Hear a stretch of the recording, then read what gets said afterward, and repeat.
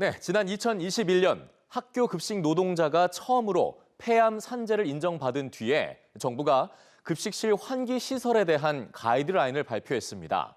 하지만 지역 교육청들은 이 기준을 따를 수 없어서 자체 가이드라인을 만들어 적용하고 있는데요. 왜? 그리고 어떻게 된 일인지 서진석 기자가 취재했습니다.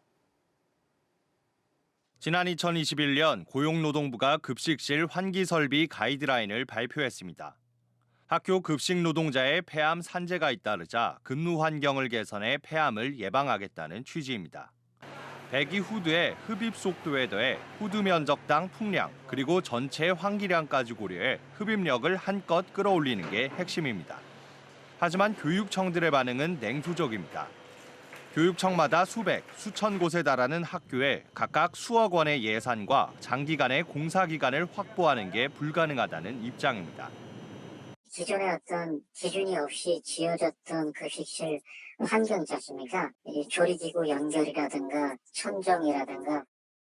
대다수 교육청은 각자 도생에 나섰습니다.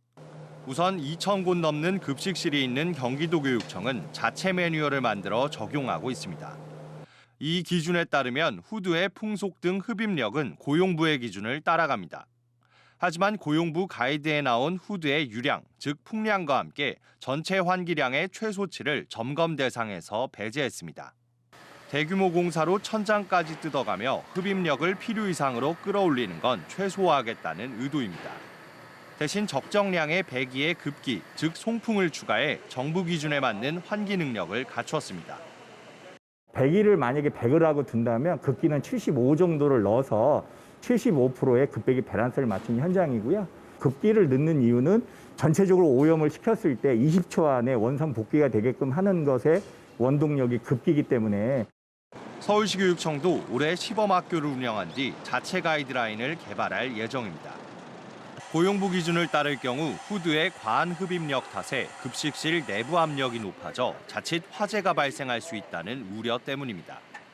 또 현실적이고 합리적인 기준에 대한 공감대 없이 덜컥 공사부터 해버리면 공사를 2번 하는 상황이 벌어질 수도 있다는 판단입니다. 학교의 가이드도 제대로 마련되지 않은 상태에서 문제가 발생할 수가 있잖아요. 음압이라든가 화재 위험도 있을 수 있고. 현실과 동떨어진 정부 가이드라인에 전국 급식실 환기 시설은 제각각인 상황. 고용부 기준을 설계한 연구팀은 장기적으로 급식실을 개선하기 위해선 가이드라인이 필요하다고 설명했습니다.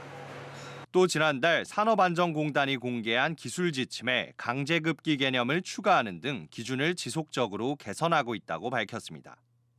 속도가 너무 빠르다. 굳이 그 정도 필요 없는데 너무 빨랐다든지 아니면 오히려 너무 느렸다든지 뭐 후대 모양이 지금 이렇게 했는데 또 이렇게 하는 게 더 좋겠다든지 현장의 의견들도 있을 거잖아요. 그러니까 그런 것들을 반영해서 조금씩 보완을 해서 나가자는 겁니다. 전국 시도교육감협의회는 교육부와 고용노동부를 향해 층고 등 급식실 현실을 반영한 조리시설 환기 개선 기준 공동 표준 가이드라인을 함께 만들 것을 요청할 계획입니다. EBS 뉴스 서진석입니다.